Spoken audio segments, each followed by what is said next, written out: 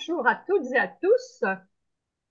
Aujourd'hui, nous avons le grand plaisir de recevoir Maude Lévy-Bérédy avec un livre très agréable à lire, Les Étoiles d'Odessa, paru aux éditions Amalthée, que je vous présente tout de suite. Vous avez donc la possibilité de voir déjà des étoiles, un livre, une table. En fait, nous allons voyager dans le temps et dans l'espace. Alors, si je dis dans le temps et dans l'espace, ce n'est pas moi qui vais vous expliquer ce à quoi ça correspond, mais c'est Maude. Alors, Maude, bonjour avant tout. Bonjour, bonjour tout le monde. Veux-tu nous expliquer en quoi consiste ce voyage dans le temps et dans l'espace? Alors, dans le temps. Dans le temps, j'ai fait, tout d'abord, pourquoi ce livre? J'ai fait ce livre parce que je suis allé à Odessa et je n'avais jamais imaginé l'importance des pogroms qu'il y avait eu là-bas. On parle toujours de la Shoah, de la Deuxième Guerre mondiale, bien entendu, mais je n'avais pas compris, en tout cas jusqu'à ce voyage.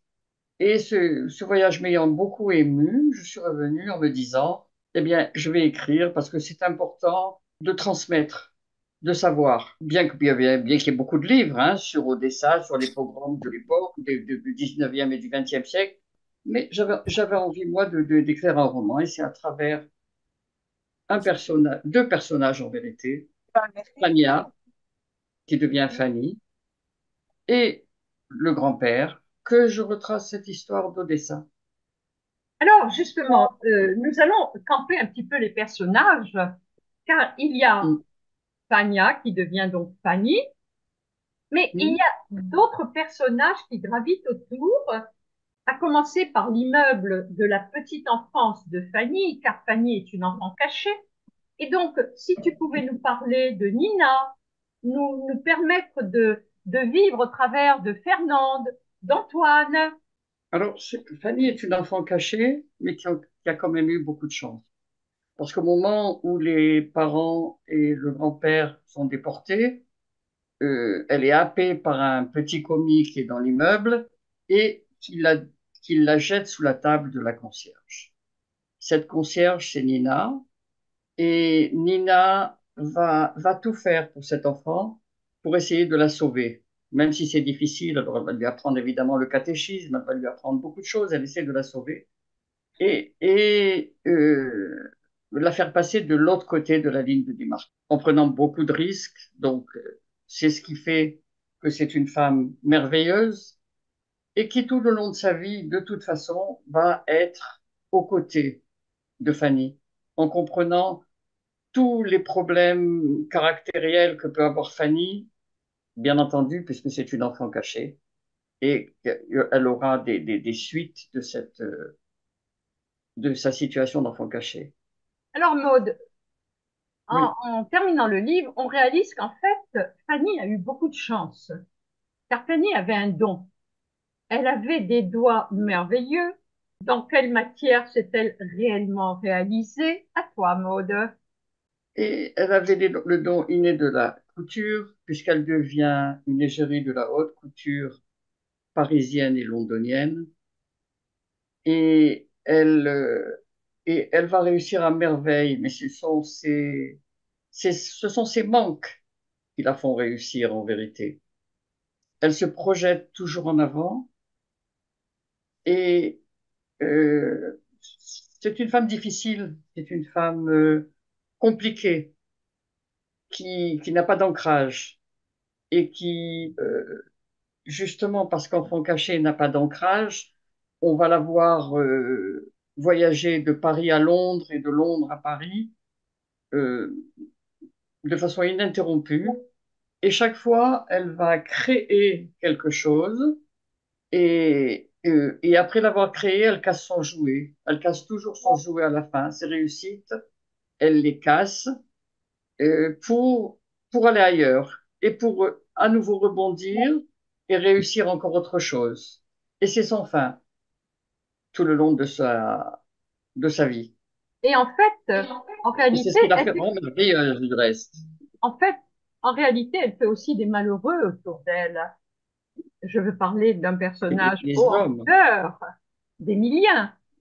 Émilien. Alors, Émilien, c'est celui qui veut toute la vie être son compagnon et qui ne réussit pas jusqu'à ses 20 dernières années de vie, où là, elle lui accorde une chance finalement, parce que, et c'est toujours pareil, c'est une femme, une enfant cachée, euh, elle n'arrive pas ni à donner de l'amour, ni à accepter l'amour que l'on lui donne. Donc, elle ne réussit pas à s'accrocher aux hommes, et les hommes sont autour d'elle. Elle a beaucoup d'hommes autour d'elle, mais ne- elle n'en veut pas. Elle ne les accroche, elle ne s'accroche pas à eux. Elle n'est pas capable de leur donner de l'amour. Et alors, lors de son passage à Londres, parce qu'elle va travailler aussi avec Marie Kant, qui nous a quittés en avril 2013, on parle beaucoup d'ailleurs de la création des imperméables rouge et vert, violet, en D'ici, plastique. Et elle a une fille, Manon, d'une aventure, enfin non, plus qu'une aventure, d'un compagnon avec qui elle ne reste pas non plus, mais auquel elle était moins attachée qu'à Émilien d'une certaine manière. Et sa vie va changer le jour où Nina lui révèle, alors Maud, que révèle Nina? alors, Nina lui révèle bien plus tard. C'est une lettre qui a été écrite tout au long d'une année, juste avant la déportation du grand-père, qui comprend la situation, parce que venant d'Odessa, il sait ce qu'il a vécu auparavant et il sait ce qui attend les Juifs. Et il écrit cette lettre et qu'il pourra laisser quelque chose à sa petite fille pour expliquer qui il était, d'où il venait et son histoire. Et c'est cette lettre qu'elle reçoit, donc bien plus tard, On va lire quelques passages de cette lettre. 2 juin 41. Depuis ces premières rafles du mois de mai 41, je suis bien inquiet. Je crains pour notre avenir. J'ai de très sombres pressentiments. La situation empire de jour en jour et je crains pour nous tous. Fania, Fania, ma petite fille chérie, tu as 7 ans à peine. Comment te dire à toi qui es si jeune? Comment t'expliquer toutes mes appréhensions? Ta mère Milka vient de perdre son travail. La société de tissus où elle travaillait a été mise sous séquestre. C'est le cas de tous les biens appartenant aux Juifs.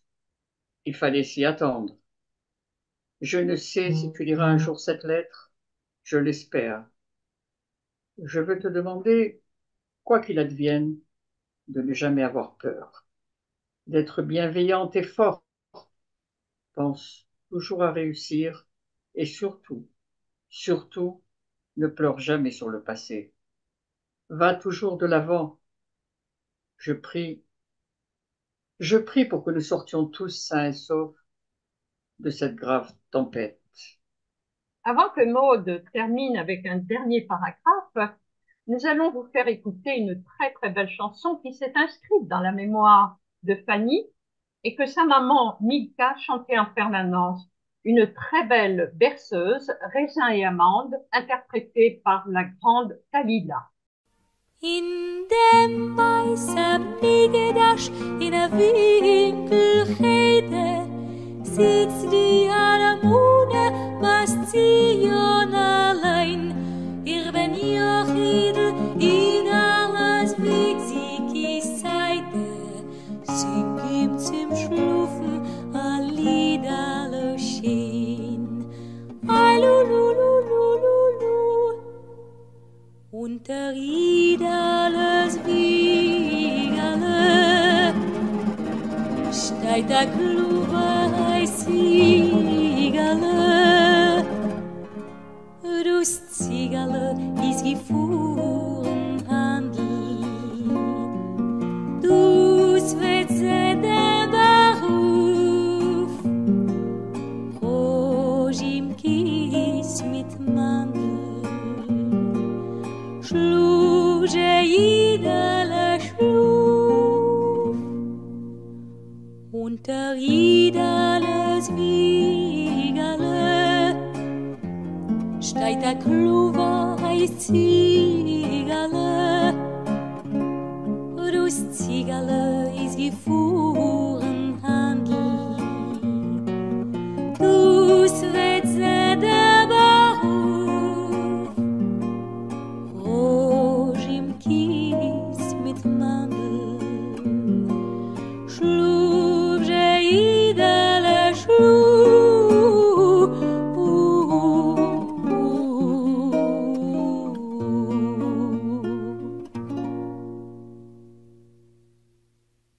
Depuis ces premières rafles du mois de mai 41, je suis bien inquiet. Je crains pour notre avenir. J'ai de très sombres pressentiments. La situation empire de jour en jour et je crains pour nous tous. Mafania. Mafania, ma petite fille chérie, ma Maïdele, tu as 7 ans à peine. Comment te dire, à toi qui es si jeune, comment t'expliquer toutes mes appréhensions? Ta mère Milka vient de perdre son travail. La société de tissu où elle travaillait a été mise sous séquestre. C'est le cas de tous les biens appartenant aux Juifs. Fallait s'y attendre. Je ne sais si tu liras un jour cette lettre, je l'espère. Je veux te demander, quoi qu'il advienne, de ne jamais avoir peur, d'être bienveillante et forte. Je vais juste préciser, si tu permets Monique, que cette berceuse, c'est la berceuse que chantait la La maman maman, quand ils sont Milka. sortis d'Odessa, la maman de la grand-mère de Fania, quand ils sont sortis d'Odessa et qu'elle avait un tout petit bébé de 3 mois dans les bras et qu'ils ont marché pendant 600 kilomètres à pied. Ils ont fait 600 kilomètres à pied. Fiers parce qu'ils marchaient tous à la queue leu pour sortir des shtetl. Et elle, pour le faire taire, elle chantait tout le long cette berceuse qui faisait rire tout le monde. Et tout le Et monde chantait avec elle et l'accompagnait dans ce voyage. alors, Maud, tu as été sollicitée, en fait, tu as été très touchée par la guerre en Ukraine et inévitablement, je pense qu'il y a quelques mots à dire, il y a un parallèle à faire. On ne peut pas rester insensible aujourd'hui à ce qui s'est passé en Israël le 7 octobre et je crois que tu souhaitais en parler. Déjà, que l'on parle de Shoah, je crois, de mémoire et de transmission, ça c'est impératif, puisque c'est ce que, plus ou moins, on peut parler quand même d'un pogrom le 7 octobre. Maintenant, cette histoire, finalement, Fania, quand elle voit ces gens sortir d'Ukraine au moment où la guerre se déclare en 2022 en Ukraine, c'était pas prévu dans mon livre. C'est arrivé pendant mon écriture, cette guerre à Odessa. Et elle regarde ces réfugiés sortir et elle ne peut pas s'empêcher de faire un parallèle entre que son grand-père a vécu en sortant d'Odessa et ce que ces réfugiés vivent maintenant. Et elle se dit, c'est vraiment une ironie de l'histoire. Est-ce que les bourreaux seraient devenus des victimes? Alors c'est vrai que les Ukrainiens aujourd'hui ne sont pas des bourreaux, mais elle ne peut pas s'empêcher de penser à quelque chose comme ça en voyant ces Ukrainiens sortir et fuir après ce qu'elle a découvert de la sortie de son grand-père et de la fuite d'Odessa de tous ces Juifs qui sont partis. On ne peut pas Oui, ne pas signaler que Babi Yar, c'est quand même le pogrom de Babi Yar, c'était en Ukraine. oui, bien sûr. On a tendance à oublier. Mais oui, mais oui. On Et de veut temps en temps, il oublier. faut faire des piqûres de rappel. Alors, Hmm. il nous reste quelques minutes. Si les participants ont des questions à poser à Maude, on va pouvoir en profiter. Vous pouvez ouvrir vos micros, à condition de ne pas écouter les infos derrière, pas de radio. Et Maude attend vos questions. Bonjour, c'est Simone. J'ai eu des problèmes pour être connectée ce matin et pourtant j'étais bien à l'heure, hein. Je suis désolée, donc je ne sais pas ce qui a été dit au début. Moi, je voulais savoir, Maud, connaissant tes origines d'Algérie, je voulais savoir comment ça se fait que tu es parmi ces... Tout simplement à la suite de ce voyage à Odessa. Et puis je crois que l'on soit séfarade ou que l'on soit ashkénaze, et on est tous unis et que Sachakol, en vérité, on peut parler de la Shoah sans avoir besoin d'être ashkénaze. Bien au contraire. Absolument, Il y a encore absolument. peut-être plus, c'est encore plus impératif pour que nos enfants sachent ce qui s'est passé dans d'autres coins du monde. C'est important. En accord avec Maude, nous allons terminer en vous faisant écouter Potemkin de Jean Ferrat.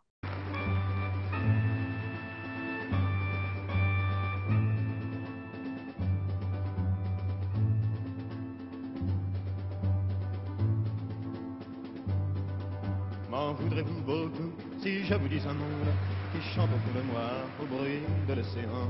M'en voudrez-vous beaucoup si la révolte gronde dans ce nom que je dis au vent des quatre vents?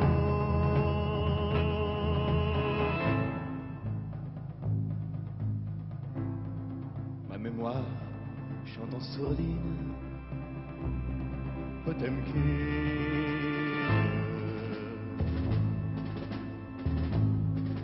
Ils étaient des marins, durs à la discipline. Ils étaient des marins, ils étaient des guerriers. Et le cœur d'un marin, au grand vent se burine. Ils étaient des marins, sur un grand cuirassé.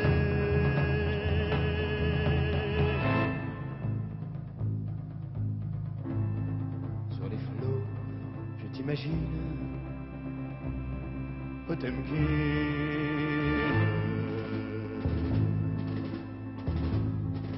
M'en voudrez-vous beaucoup si je vous dis un monde où celui qui a faim va être fusillé?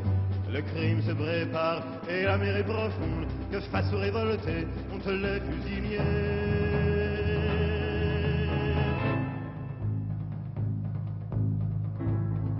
C'est mon frère qu'on assassine, Potemkin.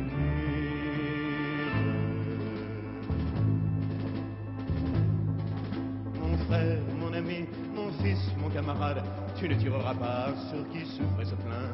Mon frère, mon ami, je te fais notre alcade, marin ne tire pas sur un autre marin.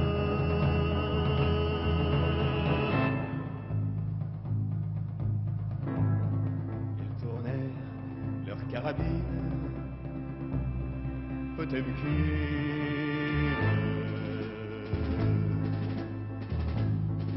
M'en voudrez-vous beaucoup si je vous dis un monde où l'on punit ainsi qui veut donner la mort? M'en voudrez-vous beaucoup si je vous dis un monde où l'on n'est pas toujours du côté du plus fort? Ce soir, j'aime la marine, Potemkin.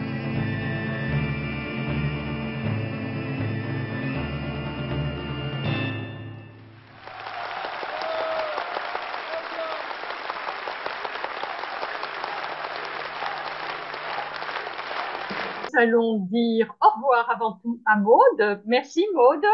C'est moi qui vous remercie d'avoir été présent. Merci à toutes et à tous et à la semaine prochaine.